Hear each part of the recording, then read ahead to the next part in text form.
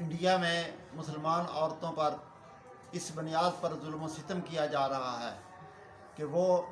اسلامی تعلیمات کے مطابق حجاب کرتی ہیں۔ اس وقت کرناٹک میں ایک عورت کو اس لیے پریشان کیا گیا کہ وہ پردہ کی حالت میں، حجاب کی حالت میں برقع اوڑھ کر جا رہی تھی۔ پھر اس کے رد عمل میں انہوں نے جب اس عورت کو روکا، اس عورت کی عظمت کو سلام پیش کرتے ہیں، اس نے نعرہ تکبیر بلند کیا اور اللہ تبارک و تعالی کی کبریائی کا اعلان فرما کر اس بات کا اظہار کیا کہ یہ جو میں حجاب کر رہی ہوں،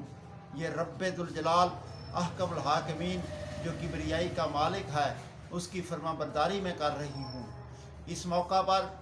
تمام مسلمان، تمام امت مسلمہ اس عورت کے ساتھ، اس مسلمان بہن کے ساتھ، مسلمان بیٹی کے ساتھ اظہار یکجہتی کرتی ہے، اور میں یہ سمجھتا ہوں کہ پاکستان کی حکومت کو حکومتی سطح پر